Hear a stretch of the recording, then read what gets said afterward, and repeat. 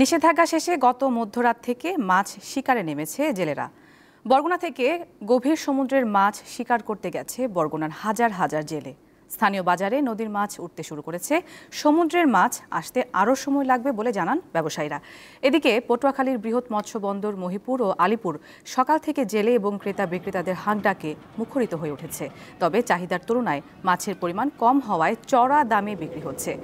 ইলিশের প্রজনন মৌসুমে মা ইলিশ রক্ষায় 4 অক্টোবর থেকে 25 নভেম্বর পর্যন্ত 22 দিনের নিষেধাজ্ঞা দেয় সরকার, যা শনিবার মধ্যরাত থেকে শেষ হয়েছে।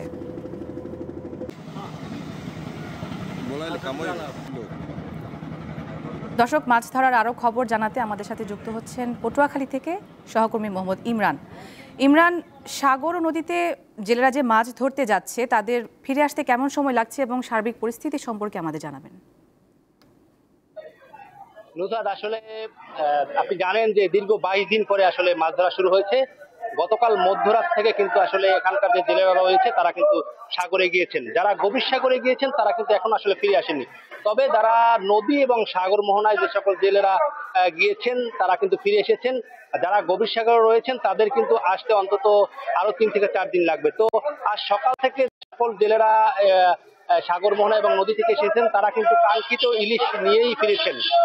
তো তারপরও কিন্তু ইলিশের পরিমাণটা অনেক কম রয়েছে, কারণ গভীর সাগরের সকল যে ফিশিং ট্রলার গুলো রয়েছে সেগুলো কিন্তু গভীর সাগর রয়েছে, তাই এখানকার মাছের দাম কিন্তু আসলে অনেকটা চড়া। আমরা এই পটুয়াখালীর মহিপুর এবং আলিপুর মৎস্য অবতরণ কেন্দ্রে ঘুরে দেখেছি, এখানে 1 কেজি ওজনের ইলিশ কিন্তু আজ বিক্রি হচ্ছে 2000 থেকে 2200 টাকা কেজি ধরে।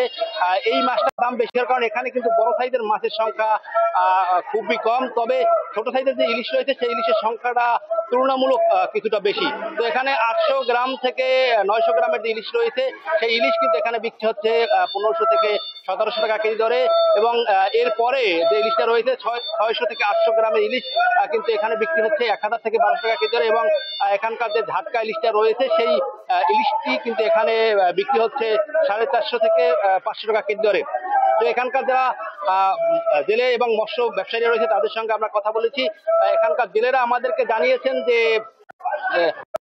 তারা তাদের যে কাঙ্ক্ষিত ইলিশ সেই ইলিশ কিন্তু তারা পাচ্ছেন। এই ইলিশের ধারা যদি অব্যাহত থাকে, তারা যদি এভাবে ইলিশ পেতে থাকে, তাহলে তাদের যে পিছনের ধার দেনা রয়েছে সেই ধার দেনা কাটিয়ে উঠতে পারবেন, তারা ঋণমুক্ত হতে পারবেন। এখানকার এই দীর্ঘ 22 দিন পরে আসলে আপনি দেখতে পাচ্ছেন আমার পেছনে মৎস্য বন্দর আলিপুর এবং মহিপুর জেলে এবং আড়তদার এবং ক্রেতা বিক্রেতাদের হাকদারে কিন্তু একেবারে আসলে মুখরিত হয়েছে। তো আসলে নুসরাত, পটুয়াখালী থেকে আমার কাছে এই ছিল সর্বশেষ। ইমরান, ধন্যবাদ আপনাকে যুক্ত হবার জন্য। দর্শক, এবার বরগুনার মাছ ধরার খবর জানাতে আমাদের সাথে যুক্ত হচ্ছেন সহকর্মী শাহ আলী। শাহ আলী, নিষেধাজ্ঞা শেষে মাছ ধরা শুরু হওয়ায় জেলেদের মধ্যে কেমন প্রতিক্রিয়া দেখতে পাচ্ছেন এবং মাছ ধরা শুরুর প্রভাব কি বাজারে পড়েছে কিনা এ বিষয়ে আমাদের জানাবেন।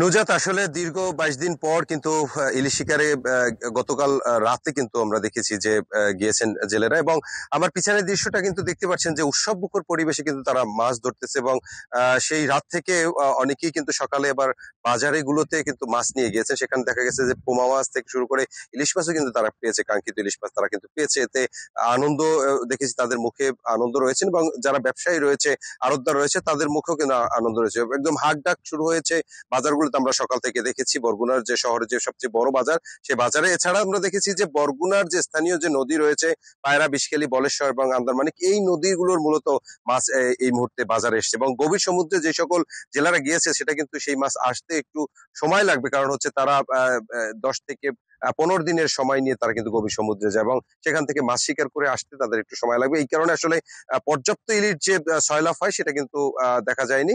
শুধুমাত্র স্থানীয় নদীর মাছগুলো শুধু এই বাজারে উঠছে, এবং আমরা দেখেছি যে এখানে যে স্থানীয় জেলেরা রয়েছে, যেগুলো পাশাপাশি যে নদীগুলো রয়েছে সেখানে মাছ শিকার করে, তারা কিন্তু তড়িঘড়ি করেই প্রত্যেকে কিন্তু তাদের সন্তানদেরকে নিয়েও কিন্তু নদীতে নেমে পড়েছেন মাছ শিকার করতে, এবং তারা আশা করছে যে এবছর কিন্তু গত বছর থেকে এবছর কিন্তু মাছ বেশি পাবেন, কারণ হচ্ছে তারা সকলেই এই অবরোধটা কিন্তু মেনেছিলেন, এবং তখন কিন্তু তারা অনেকেই নামেননি ইলিশ শিকার করতে, এবং সেই সময়টায় যে মাছটা পাওয়ার কথা সেই মাছটা এবার পাবেন বলে তারা কিন্তু আশায় বুক বেঁধেছেন, এবং আমরা সেটাই কিন্তু দেখছি জেলে পরিবারগুলো সেই আশায় নিয়ে কিন্তু ধার দেনা করে এবং সেখানে কিন্তু তারা গিয়েছেন গভীর সমুদ্রে, এবং তাদের সেই কাঙ্ক্ষিত ইলিশ নিয়ে তারা কিন্তু ফিরবেন, এবং এই বছর আসলে জেলেদের মুখে হাসি ফুটবে বলে আমাদেরকে জানিয়েছেন মৎস্য কর্মকর্তা, এবং এখানে যারা মাছ ব্যবসায়ী রয়েছে তারাও আমাদেরকে জানিয়েছেন, এবং আমরা তাদের তাদের কিন্তু এই কথাগুলো আমরা শুনেছি। এই ছিল আমার কাছে সর্বশেষ তথ্য। নুসরাত। দর্শক, মাছ ধরার খবর নিয়ে বরগুনা থেকে যুক্ত ছিলেন সহকর্মী শাহ আলী।